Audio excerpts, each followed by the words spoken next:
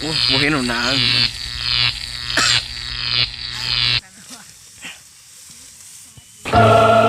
เด็ดได้เงินได้เงิน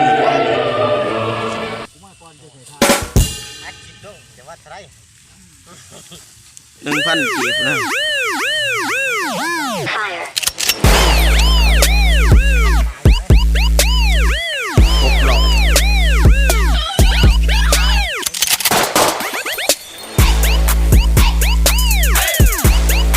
อย่าเลย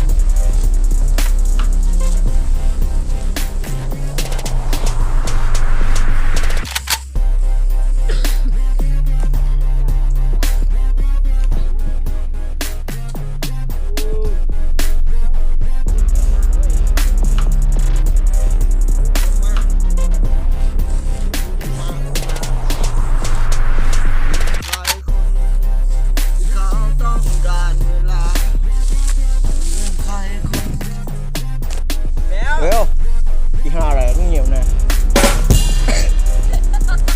ต่ออะไรนะโอ้ข้ามไปได้เห็นโตเว้ย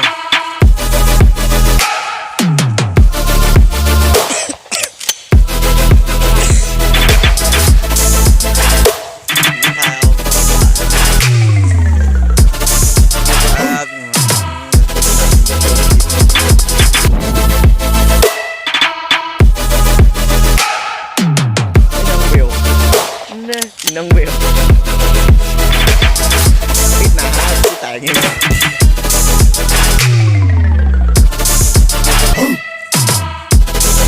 เราสบายดีเราเลยเราเกี่ยวเขาแล้วเนาะกราบสบายดีนะ